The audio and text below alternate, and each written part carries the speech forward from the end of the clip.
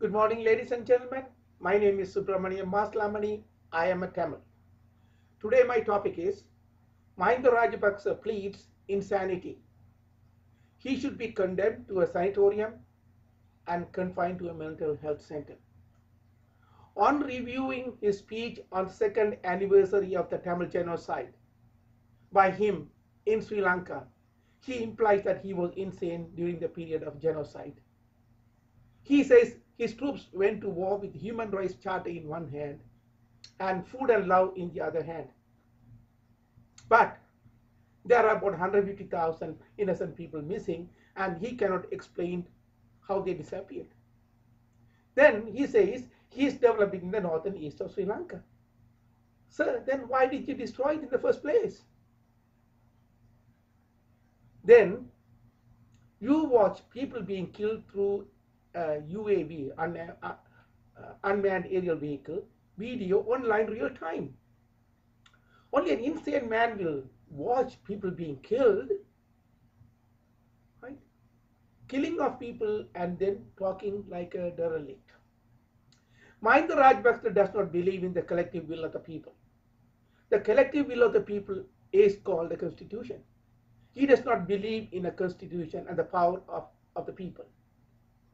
Obviously, then he must be insane and unstable. He says there's no benefit adding human rights to the constitution. Why? Because he does not believe or respect a constitution, but his own decree and his narcissistic behavior. This demonstrates his inability to govern and his respect for the people of Sri Lanka. Now that the United Nations, international community, and human rights activities are demanding justice, he is pretending to be doing community service to avoid investigation and punishment.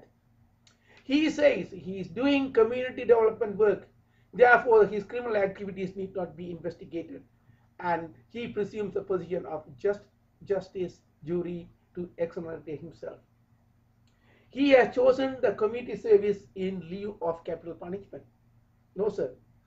Capital punishment cannot be commuted to community service. Maybe shoplifting, not murder. You are already implicated for 4 murders, plus the 150,000 missing Tamils.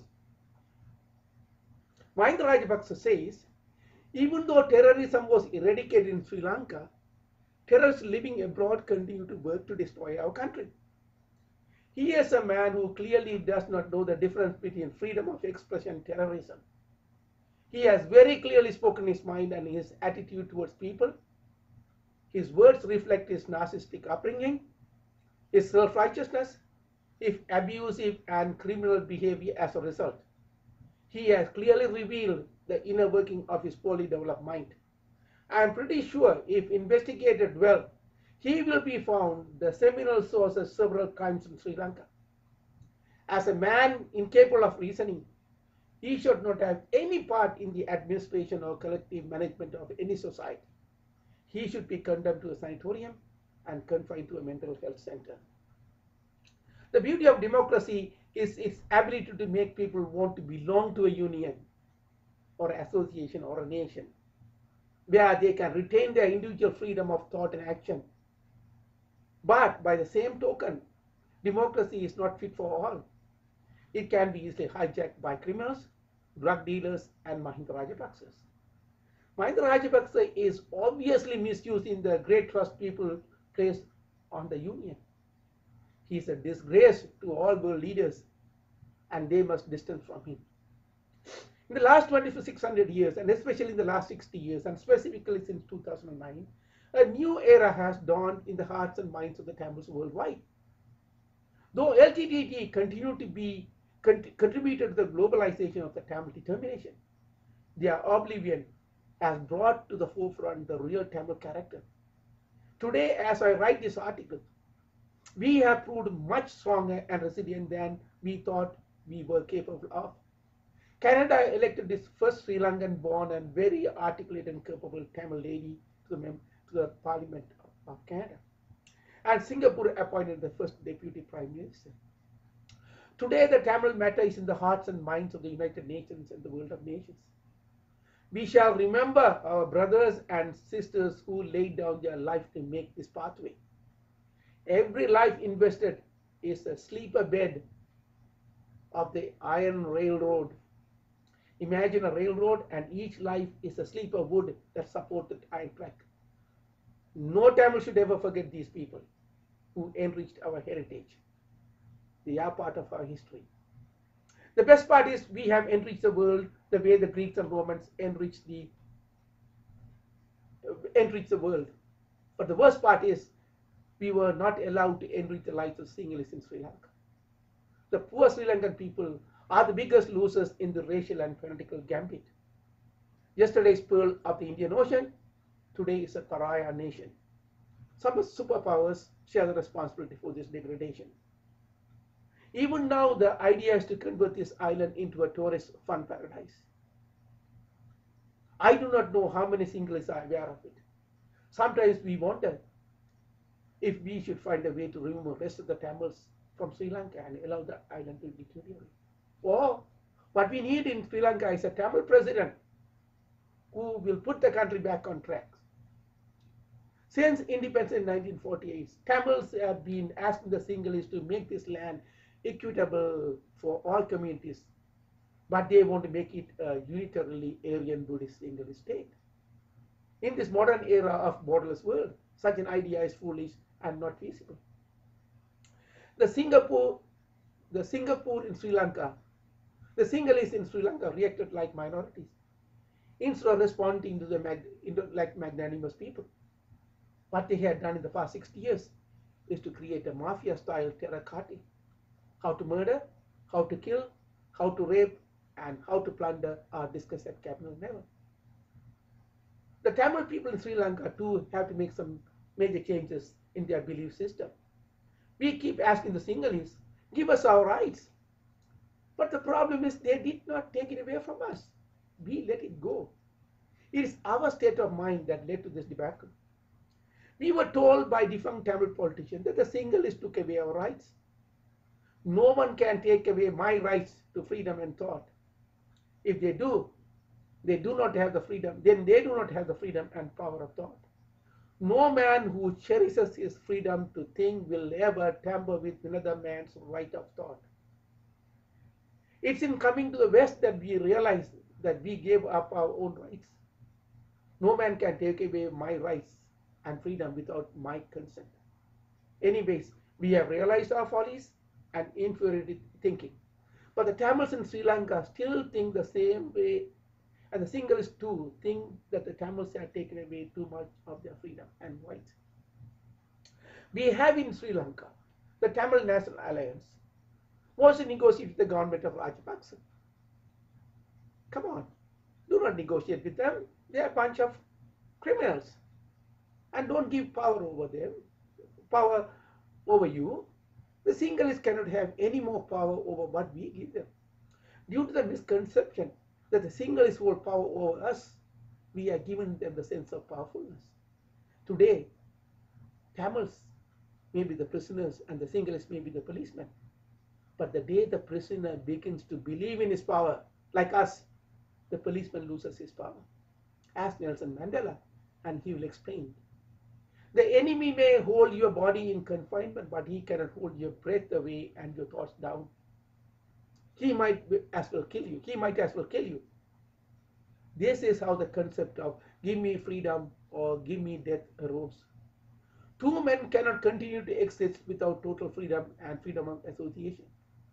The key point is freedom of association, not forceful association or confinement. What the Sinhalese are trying is coercion. But the minute we begin to defy coercion, he will lose his power. He cannot exist with you without your freedom, for then he loses his freedom. This is what happened in the last 60 years. The Sinhalese lost their freedom and became housemaids and busboys. Today in Sri Lanka, Rajapaksa has armed thugs from the villages to hold Tamils at bay. He called it peace and harmony. We call it forceful confinement. If the Sinhalese people have not realized their foolishness and follies and their failed fanaticism and racism, they are bound to fail as a community of people. and that time of reckoning is not too far away. Soon after the World War II, the Americans gave absolute freedom to both Germany and Japan.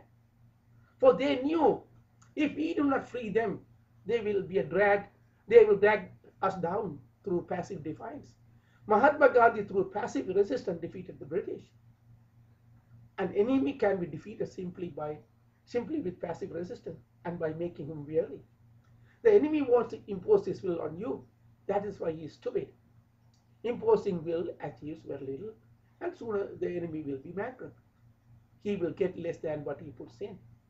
That is why most countries pay attention to freedom and ensure people are free to make their own choices within the social contract entered upon by the citizens. Singapore is the best example, Somalia is the worst example, and Sri Lanka is heading in the direction of Somalia. Remember that all empires ultimately were bankrupt because they tried to control people. Americans are smart.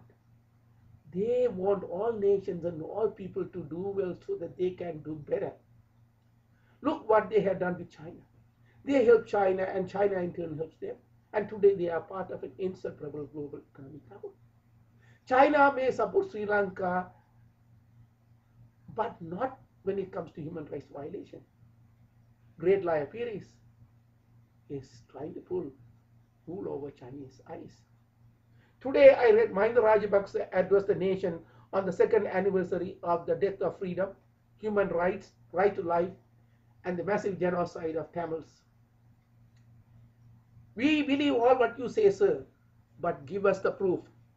You say your troop went with human rights charter in one hand and gun in the other hand, but then you do not have any video footage to prove your claim. But we do have video footage to prove summary execution of innocent civilians and surrendered car. Come out. Mr. Rajapaksa, do not take cold to the new castle. Do not pull wool over our eyes and let an independent panel consist of Russia and China to go in and talk to the people and find out the truth. We don't want USA or UK or EU to go send China and Russia. Our mission is to catch you before Grime Reaper catches up to you.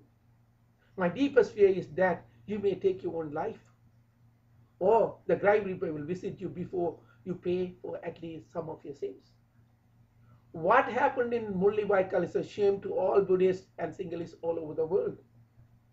If there are no more murders in Sri Lanka, it is because of you. You are not giving orders to kill, and you are being watched from outside. I think you must be drinking Gaddafi brand of Kasipu. You know Gaddafi? Libya, your friend? His brand of Kasipu is illicit alcohol. The next politically motivated murder, and you are in. You know that.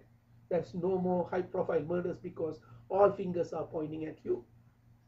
We have got 4 murders, and you are suspected to be in the midst of it. Ranil Wickramasinghe, John Amaratunga, and A.S. Gunaratna are the living witness to your involvement in several murders. Then look at this picture below.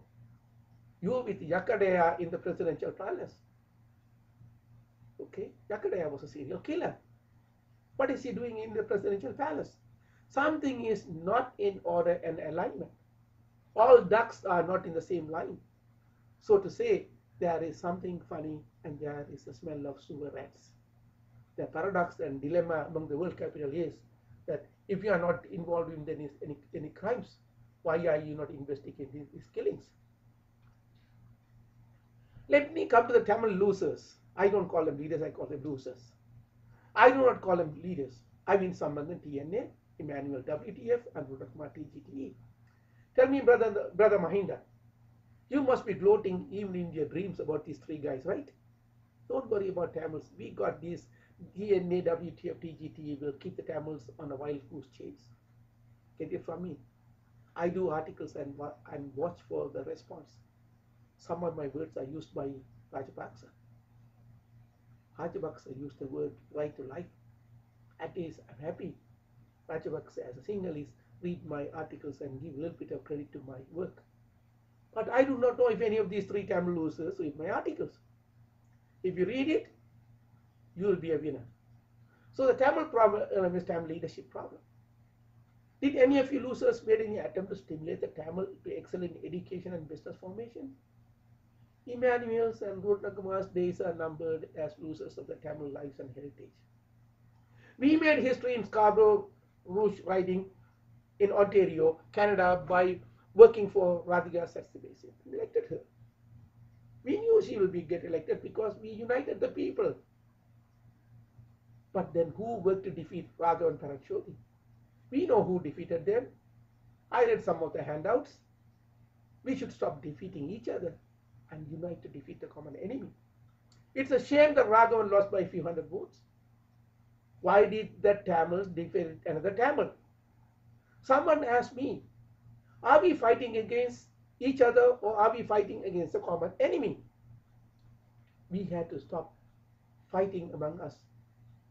If I am Mahinda Rajapaksa, I will kill Tamilam and watch and gloat as they fight among each other. There are too many chiefs and no Tamils.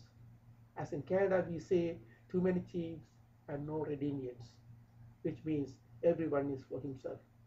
Ford Motor Company had two senior executives fighting with each other. And one day Mr. Ford called both of them and told them, listen boys, you are fighting each other, and you are not fighting the Japanese. That's the day Ford turned around and started making cars to compete with Japanese. The Tamil problem was made in Jaffna, not in Colombo. The caste system is the deciding factor. One day in Canada, someone asked me which part of Jaffna I am from. I told him I am from the Paraya caste. Because when they ask the city, they know your caste. There's only one caste among Tamils. We are all Parayas. Right? But we have got subclasses called Villas and Villalas and various things. One day I went to the Scarborough General Hospital in Canada and found all the Villalas lie in beds with diabetes, high cholesterol, hypertension. And then I turned to a Tamil newspaper to see people half my age in the obituary section. The caste system was introduced by the invading Nordics 3,500 years to weaken the strong Dravidian race. What a beautiful way to defeat. My wife keeps reminding me that I come from a low caste and her. But little she knows that both of us come from the Paraya caste. If the Tamils in Sri Lanka and if the Tamils in Sri Lanka needs a firm future, they must abolish the caste system and become modern people. What Tamil National Alliance must do is to formulate a socio-economic revival plan and raise capital in the Western world by either issuing bonds or shares or both. Take that money and invest in education, business, and cultural development. Do not ask anything from the Sinhalese. They will not give you anything, for they do not have anything. If they can print money, we can also raise capital in hard currencies. They don't have that advantage. And they can print rupees and cause a revolution. Inflation causes a revolution. By raising hard currencies and converting them into rupees, we can use it as a bargaining tool.